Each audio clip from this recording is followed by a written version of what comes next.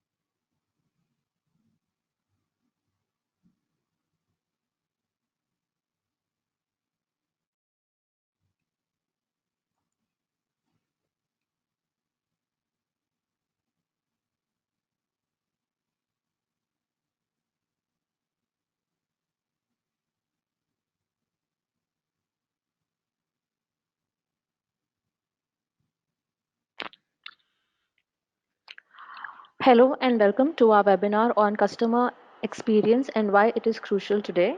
I'm Ankita Kaushik, a content marketing manager at MoEngage and your host for this webinar. I'm here today with Namrata Balwani.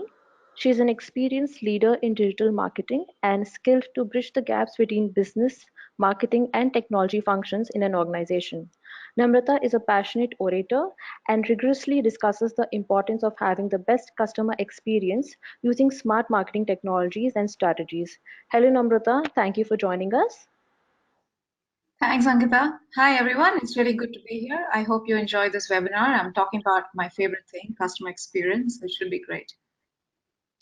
Thanks, Namrata. You can reach Namrata at her website namratabalwani.com.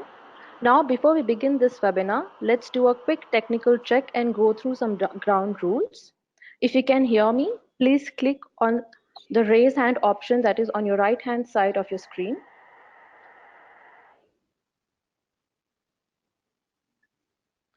Cool, looks like we are good to go. This is a live webinar and we will be discussing how rich customer experiences can be built.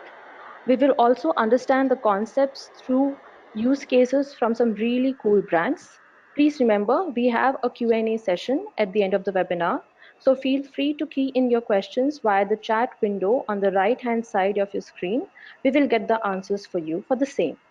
Another important message to all our attendees, we will share a recording of this webinar and slides subsequently right after this webinar.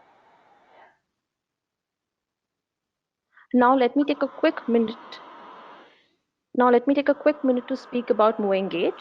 For those in the audience who are new to MoEngage, we are a customer engagement platform that helps customer brands build meaningful conversations with their audience and fuel growth. We help top brands in over 35 countries build one-on-one engagement across a host of digital channels, bringing these companies closer to their customers.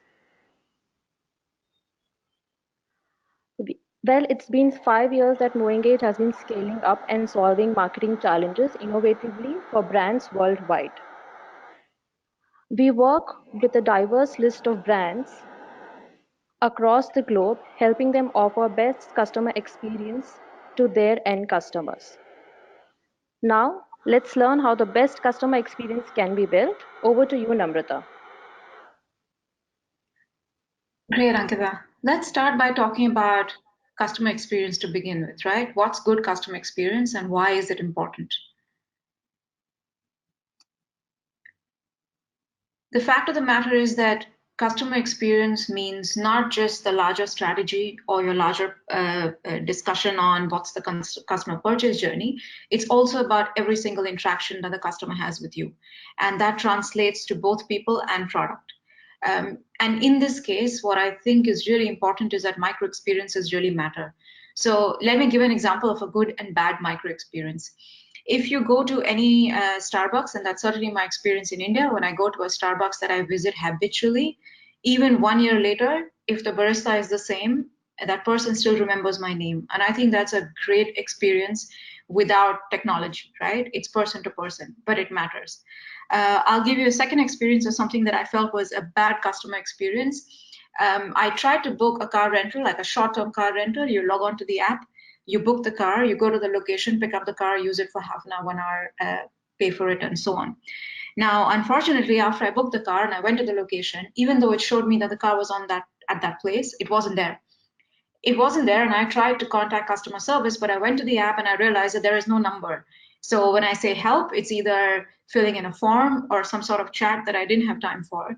I left the car, I went away, and somewhere in the evening, somebody else who uses that app told me that the number is in the About section of the app, which is the most unlikely place I would ever look for it. And needless to say, I didn't pick that service, I picked another one.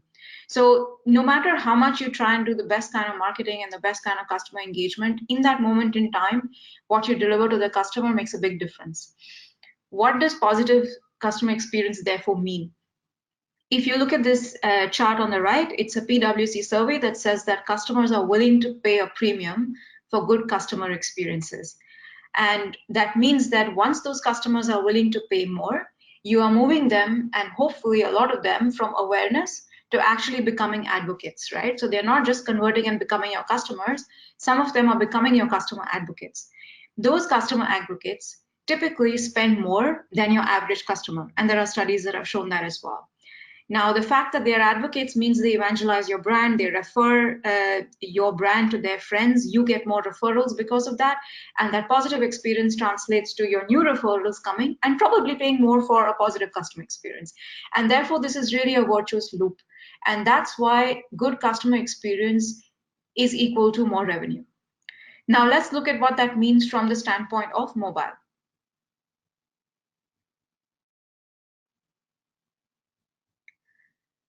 Building a user experience on mobile still starts with the customer journey.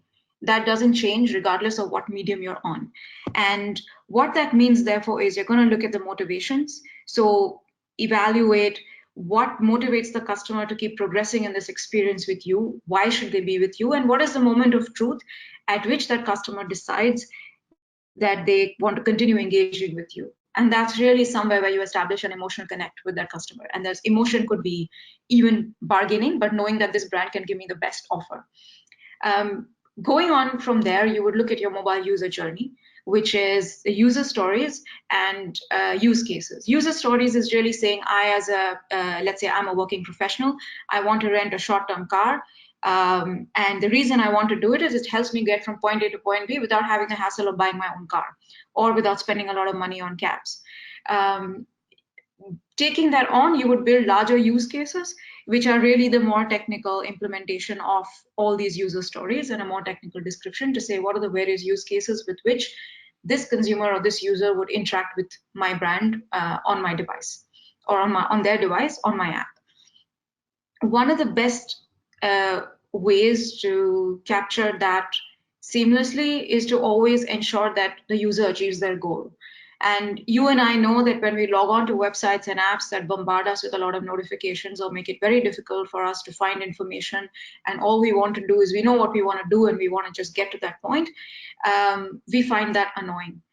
Those are, again, points of friction, right? So the idea is to understand, how does the user achieve their goal? How can we best endeavor to get them to achieve their goal and make it really easy for them rather than giving them a lot of extraneous features that they may not even want.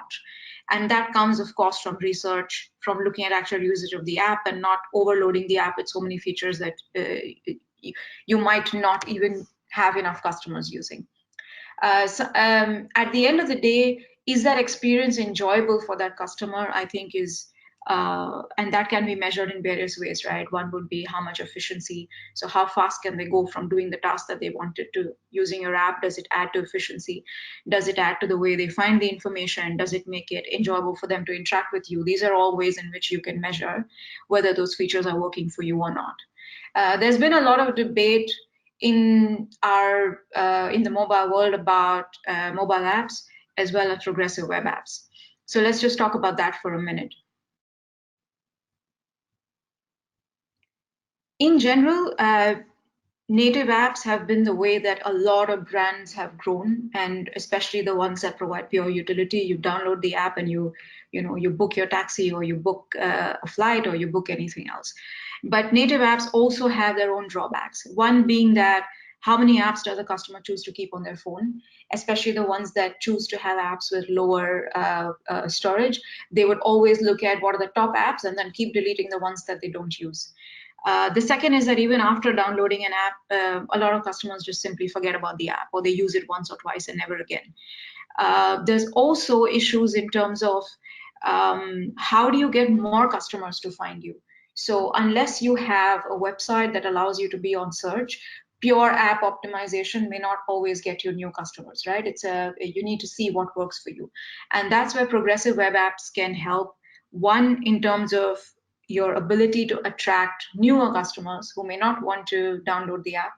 And second, we've seen some studies, and they are available, which talk about how both AliExpress and a few other e-commerce brands have looked at PWA's increasing conversion. So that's another aspect to look at when you're building your entire mobile user experience, is what kind of play you want to go for. Should it be a native app or should it be a progressive web app? I don't think there's any definitive answer here. It's really dependent on what your industry is and how you choose to use it and what metrics you see working for you. Coming on to data and data linkage. In the environment of mobile, the fact remains that a single customer view is still really, really important. Why is a single customer view important? Simply because it allows you to have a richer persona of your customer and allows you to do better personalization, better marketing. The ones that are siloed are the ones where, again, you will see a disconnected customer experience. So as an example, in legacy businesses, and especially in my past experience at Landmark, where most of our businesses are, in that sense, legacy businesses, we have then adopted mobile technology, we've adopted a lot of data technology. But wherever there is a break, so if we take a specific app for an industry, but we don't link it to the rest of our database because the management system of that is different from the mobile app, you're always going to see a break in experience. So it's really, really important, if you are, especially in a legacy business, to build a single customer view and invest in the right kind of platform that allows you to do that, not to treat mobile as a standalone channel. Eventually, all this data that you collect can be used to improve the overall experience, and that goes back again to having a great customer experience across all touch points, not only within one specific touch point. So let's say that you've linked all this single customer view, you now have a single customer view. What's the best way for you to utilize your data? So let's look at data usage. In terms of data usage, the first thing you would have is your first-party data, because that's the data that lies with you. Today, it is still possible to look at a lot of third-party data, and things are changing there, and I'll talk about that next. But when we look at third-party data and first-party data coming together, it helps in creating a much richer customer profile. And it also helps you in a better personalization.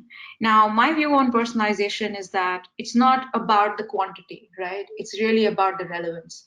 So there's one level of personalization, which is basic recognition. I don't think that's really good enough. When you look at the fact that you have so much data, if you are able to help the customer move through the buying journey by making it easy for them to buy something, or telling them something that they didn't know, or helping them make the purchase process easier, those are better ways to personalize. And that entire personalization also drills down to content. What content do they see when they get onto the app? How is that personalized for them? At an overall level, all of this personalization is going to help in doing better acquisition and retention programs. The starting point, of course, could be putting out offers that are directly relevant to that customer based on their purchase behavior. It could be re-engagement campaigns, but at a larger level, it's really about thinking through how does this personalization that we do move them from one stage of that purchase journey to the next stage. So let's now talk about what's happening in this space and why opt-ins are important. We would have read, and I'm sure everyone has read about Apple and Google both having their own measures for customer privacy. We've also looked at how GDPR has come into play, and there are many discussions on how it could be rolled out in other parts of the world as well. And therefore, what's important there is now getting opt-ins from customers, of customers wanting to share that information with you for personalization. Now, there's enough studies that say that while customers are concerned about privacy, they also agree that better personalization gives them a better experience. So the idea is that you need to be able to manage both without coming across as someone or a brand that's very creepy or acquiring the wrong kind of information or acquiring information through the wrong ways, to actually incentivizing customers to share their information with you, either proactively through surveys or by showing them that a better experience results in this value exchange of information for personalization. And zero-party data, therefore, means that brands today have to invest a lot more in storage of this kind of data, not rely only on, let's say, agencies, or not rely on only third-party providers, but also look at ways in which you own the data from start to finish, and then use the tools and use the agencies, but always own the data yourself. Next, let's look at how we look at analytics in this context. Now, we've looked at how you would build a customer experience, what kind of data you would track, how you would get this data. You would build a single customer view, and then what would you do with it, right? A lot of the data that I've used in the past, there's always a glut of data. There's too much data, and you don't know what is it that you should really look at. So here, what's important is to really understand which actions are the most effective, what data helps you get customers moving along the journey, and then what is it that is going to tell you that this customer is definitely going to stay with me or is largely probable to stay with me. So the purpose of analytics is to track, it is to measure, but it's also to adjust and say maybe we are measuring for the wrong thing, or maybe the attributes we're measuring today are not directly helping customers move along their journey. Let's start by looking at what other attributes that we can measure. The idea is to not have analysis paralysis, and that's the goal that we should always have. So if we look at that, what becomes important, therefore, is to look at churn, because that's one of the biggest factors that's going to determine how much revenue we get from our customers, is how many of them actually stay with us. An analytics framework, therefore, can be used to predict churn. And to give you an example, there's a brand that I worked on in the past where we looked at, it was a subscription service where you sign on a particular monthly subscription, and then you could have add-on services that went on. And most of the analytics, therefore, looked at, and what we discovered is that out of those 4 services, 2 of them were most helpful in predicting churn. So if they used those 2 particular services, they were less likely to churn. And therefore, knowing that we can't focus on everything at the same time, anyone who went in to experience those 2 services, we really tracked all our customer metrics well there to ensure that our level of churn went down.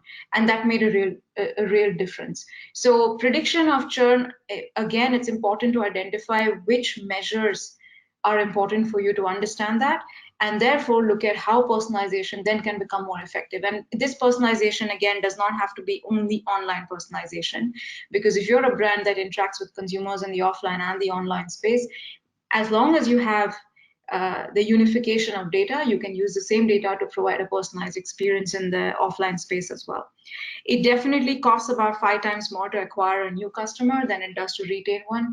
And therefore, in that context, it's really, really important to look at retention. How would we therefore measure success? Now, there are various ways of measuring success. One is how the customers engage with you. The second is the revenue metrics. And the third is how do they, what is your social score? Well, not really a social score, but what kind of referrals you get from them. So not a social media score, but just a social score. So while there could be differences in different industries and different categories, I think these are some metrics here that work across categories. Monthly active users, daily active users are particularly important when you're measuring app usage and app retention. You're also going to look at your retention rate, and that retention rate could be, again, only app retention rate or overall customer retention rate or both. From a revenue standpoint, Average revenue per user is a good starting point, and once you have enough data, you start to predict your customer lifetime value, and then that same customer lifetime value data can feed back into what kind of marketing activities you do, what kind of personalization you do. Referrals are important because we've seen many brands which have grown by referrals. So there are banks in Australia that have seen 40% of their new customers coming purely through referrals, and that's a really, really important channel. So in fact, in most growth hacking strategies, referrals obviously form a big, big part of it. So that would be an important thing to measure as well. Given this whole scenario, I'd like to now talk about two of my favorite brands where I think they provide a really good customer experience. The first brand is Nike. Nike has recently led a huge effort in digital transformation, not only in terms of the what digital apps or digital utilities are available to customers, but how strongly they are linked to what customers can do online. So the first, of course, we know about the sneakers app, and the sneakers app has seen triple-digit revenue. But what's also happened is that you can today go into a Nike store, pull out the app, decide what sneaker you want, and have someone deliver that to you in store while you're standing there so that you can try it. Once you try it, you decide whether you want it or not. And if you want it, you can even purchase on the app. You don't need to go to a cashier. So that's really a good seamless integration of online and offline. And the reason that they've been able to do that is because they've completely digitized everything. So they can track every piece from the time of materials and manufacturing to the time that it reaches the store, to its availability in store, where it's available in store, and then how does it translate to getting into a customer's hands. The fact is that they found that even shoppers who use Nike app at retail had 40% higher sales than the ones who didn't use it. So it's not to say that everything is completely online, right? Both online and offline can seamlessly link together, especially to create a more experiential service, because sneakers and shoes are very much still about trying things on or seeing how they look on you, and they've seamlessly blended the two to great revenue effect. The second one that I would talk about is Sephora.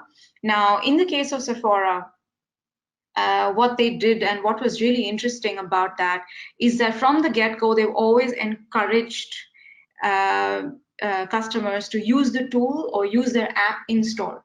It's not, again, it's not an either or, right? So when they use the app, you have more features, you get onto the store mode, you get more information. And that encourages you to buy. So you learn more about the products that you're buying, you can do a lot more comparisons, and you can decide whether you want to go ahead and buy it in store or you want to have it delivered at home later. One of the interesting things that the Sephora team said is that they don't think of customer experience in silos, right? Because they first think about customer experience, then decide on the technology, and then look at how that technology can be useful. The only reason why a customer would adopt a technology or adopt an app if it's really, really useful to them. Otherwise, it's going to be one of those things where you download, you think it looks great, and then you forget about it. If you look at Sephora customers, the idea that they have, that the kind of engagement that they produce in store when you visit Sephora is amazing, right? And there's a reason why people walk in trying to buy one thing and walk out buying 10 things. Because they help you experience it, you can try it on, you can see how it looks on you, and you can decide whether you want to buy it or not. Now, they've used the same thing to seamlessly blend in-store and online, and that's led to a much more happy customer. Overall, I think from the standpoint of customer experience, the idea that we need to look at it more holistically is something that's well known, but usually the problems that we face are in the absolute implementation of it. And most of my experience in the past has been that because our data sits in so many different silos, even if we want to deliver the best customer experience, we tend to focus on mobile as a channel, we tend to focus on the other channel because the data is housed within that. And the most success I've seen in building a better customer experience is where we've had avenues to actually link up this data and say, this customer does this in my gym, but this is what they're doing in my app, and this is what they're showing me in terms of their emotional journey. And what should I show them in the app as a result of the emotional journey that they see, that I see them doing on the gym floor and why they're using the gym and what attributes they have. And that was a great case study that I spent some time on with Landmark and Fitness First, where really we saw that customers that are highly engaged with us, not only on the gym floor, but also on the app, and where we are also able to deliver a good personalized experience, would always achieve their goals faster than customers who just came in and went out. And earlier, we didn't have as much data to show them that they could to really demonstrate how the gym has valued their life. So there are different ways to look at customer experience, but I hope what I've been able to demonstrate today is that mobile as a channel is important, but it has to be used in the right way. Thank you.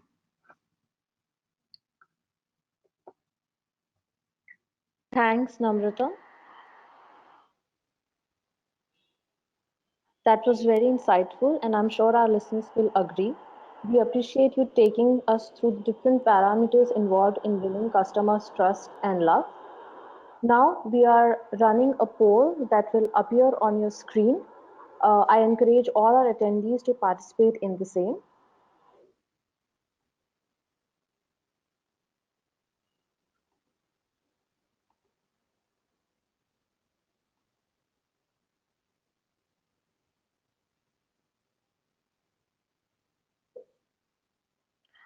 Uh, it's now time to open up the discussion for some questions. There are some interesting questions that have come in today.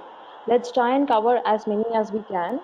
So, Namrata, the first question is, what are the biggest challenges for brands attempting to deliver an exceptional customer experience across multiple channels, devices, and customer lifecycle?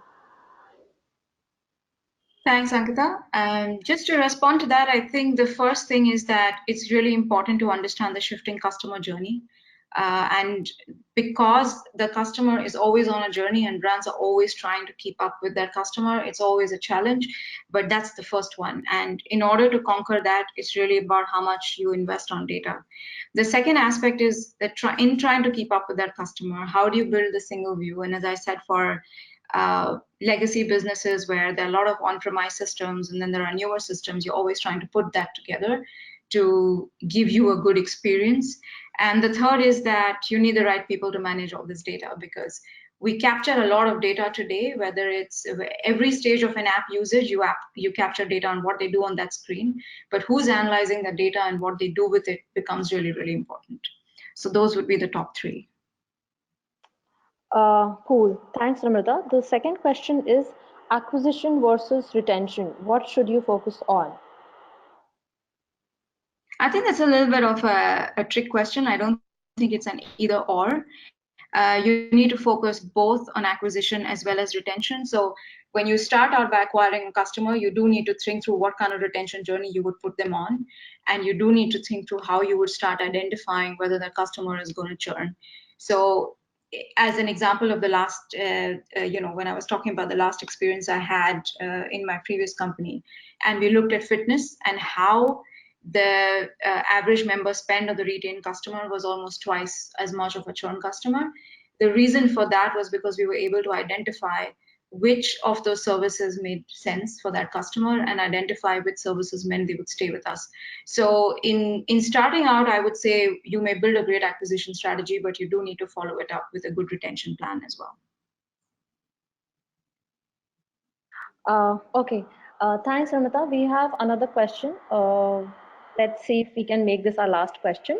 Do you think brands will go to Netflix route and provide categories in areas which are less or under personalized, that is TV, and still provide relevant content? Sorry, could you repeat that question? Yeah. Do you think brands like Netflix will Yeah. route and provide categories and areas which are less or under personalized, like you must have seen in the TV or something like that? Yeah. No, I do think that Netflix has done a lot in terms of how to get viewers hooked on, right? And I personally feel that Netflix has too much choice. And one of the things that I think is Netflix should probably provide us less choice, because when you go on, you probably spend 1 hour trying to figure out what you want to watch. But no, definitely, I think personalization, everything in terms of the thumbnails they use, to the kind of titles, to what it shows you, helps you identify content that you may not have typically thought of, and helps you in content discovery. Uh, cool. Thanks, Namrata. Last question. Uh, uh, I'm not sure if we will be able to answer this question in the short form, but let's see if we can. What is the best way to build a buyer persona while deciding the target audience for a brand? Okay, yeah, that is definitely something that needs a longer answer. But the best way to look at buyer personas, I think, is to do not only your online research, but actively go out and speak to who you think are your potential customers, right? And there could be a wide, varied set of them. And then look at which customers you think are going to be most valuable from that set, and try and evolve personas based on that. I mean, that's the most logical way, but of course, there's a lot more in depth to this question. So if you need more help, please just reach out to me directly through LinkedIn or any other channel. Thanks, Namrata. That was really good. And that also brings us to the end of the webinar. Thank you, Namrata, again for your valuable time. More importantly, thank you for sharing your knowledge about this crucial aspect of marketing. Big thank you to our audience for staying with us and showing active participation.